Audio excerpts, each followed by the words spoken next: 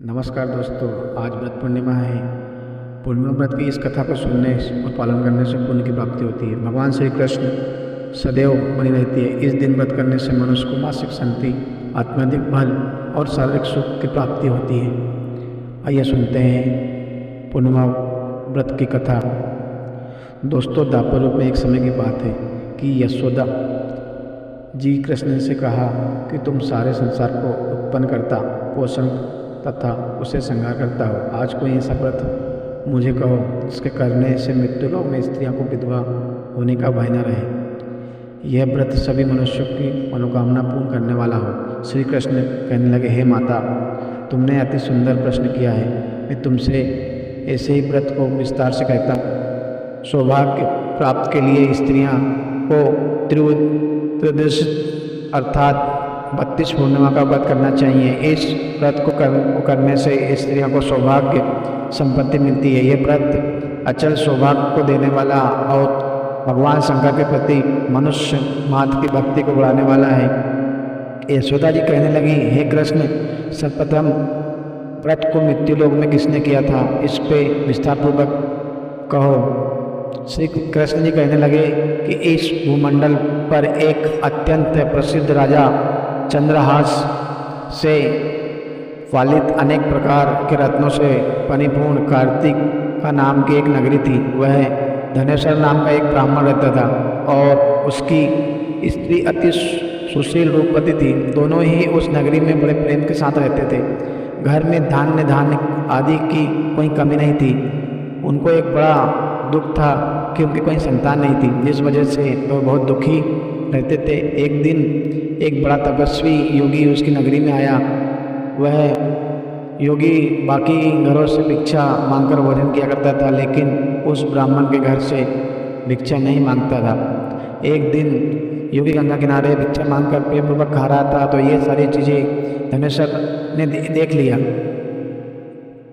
तब सब कार्य से निपटने के बाद अपनी भिक्षा अनादर से दुखी होकर धनेश्वर योगी से बोले और कहने लगे कि आप सभी घरों से भिक्षा लेते हैं, परंतु मेरे घर से भिक्षा कभी नहीं लेते, इसका कारण क्या है। योगी कहने लगे कि आप धर्म में हमें इस बात की आज्ञा नहीं देता, क्योंकि आप गृहस्थ जीवन में एक सुख से वंचित हैं। आपके घर संतान होने पर मैं आपके घर से भी भिक्षा स्वीकार करूँगा।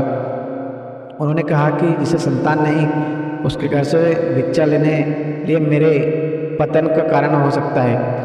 धनेश्वर यह बात सुनकर बहुत दुखी हुआ और हाथ जोड़कर योगी के पैरों में गिर पड़ा तथा दुखी मन से कहने लगा कि आप मुझे संतान प्राप्ति के उपाय बताइए। आप सर्वज्ञाता सर्वज्ञानी हो, मुझ पर अवश्य ही कृपा कीजिए। धन को मेरे घर से कोई कमी नहीं है, लेकिन मैं संतान न होने के कारण अत्यंत दुखी हूँ। आप मेरे इस दुख का कारण हर लीजिए। यह सुनकर योगी कहने लगे, तुम चंडी की आराधना करो। घर पहुंचकर उन्होंने सारी बातें अपनी पत्नी को बताई और खुद वन में चला गया। वन में पहुंचकर उसने चंडी की आराधना का उपवास शुरू किया। चंडी ने 16 दिन उसको सपने में दर्शन दिया और कहा, हे धनेश्वर, जा, तेरा पुत्र होगा, लेकिन उसकी आयु सिर्फ 16 वर्ष की होगी।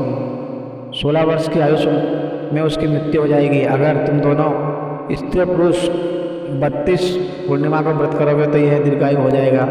जितनी तुम्हारा सामर्थ्य हो उतने आटे के दिए जलाकर शिव जी का पूजन करना, लेकिन पूर्णमासी 32 ही होना चाहिए।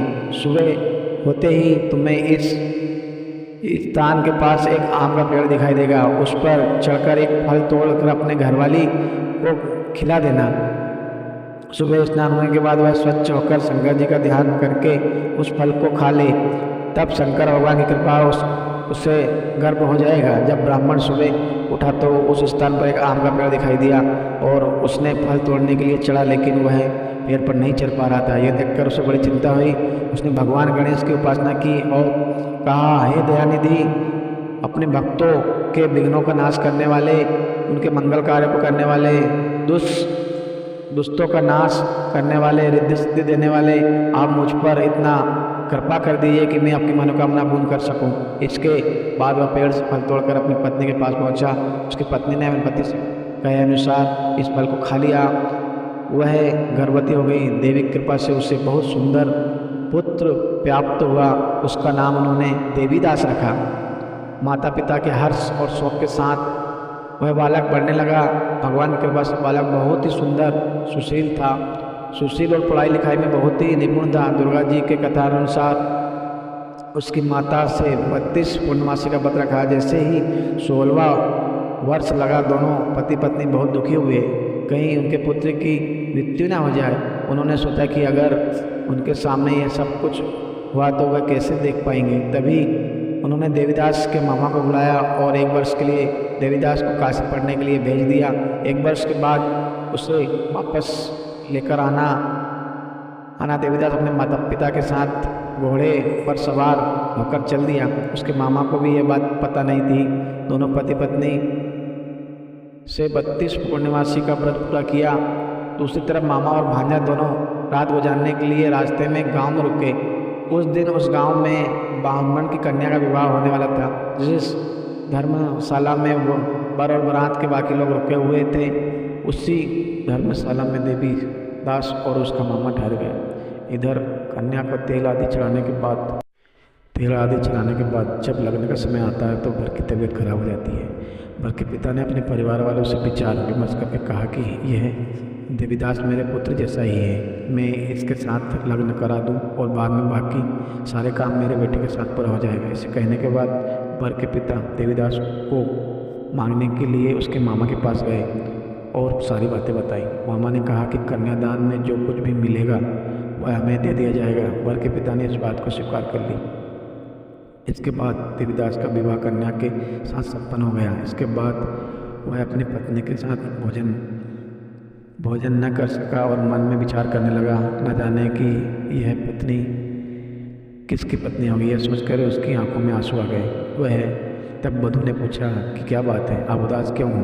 तब उसने सारी बातें अपनी पत्नी को बता दी। तब कन्या कहने लगी, यह ब्रह्म विवाद के विपरीत है। आप मेरे पति हैं, मैं आपकी पत्नी हूँ, किसी अन्य की कभी नहीं। तभी देवदास ने कहा, ऐसा मत कहिए क्योंकि मेरी आयु बहुत कम है, क्या होगा। लेकिन उसकी पत्नी नहीं मानी और बोली, आप भोजन कीजिए। दोनों रात में सोने के लिए चले गए। सुबह देवीदास की पत्नी को 4 नागों से जड़ी एक अंगूठी दी और एक रुमाल दिया और बोला कि हे प्रिय, इसे लो और संकेत समझकर स्थित हो जाओ। मेरे मरण और जीवन जीने के लिए एक पुष्पवाटिका बना लो। इसमें सुगंधित वाली एक नवमल्लिका लगा दो। उसे प्रतिदिन जल से सींचा करे और आनंद के साथ खेलो कूदो। जिस समय और जिस दिन मेरा प्रांत होगा उस दिन यह फूल सूख जाएगा। जब यह फिर से हरे हो जाए तो जान लो मैं जीवित हूँ। यह समझाकर वह चला गया। इसके बाद जब वर और उस बाकी प्रतिमंडप में आए तो कन्या ने उसे देखकर कहा कि यह मेरा पति नहीं है, मेरे पति वह है जिनके साथ रात में विवाह हुआ था। इसके बाद मेरा विवाह नहीं हुआ है। अगर यही है तो बताइए मैंने इससे क्या दिया।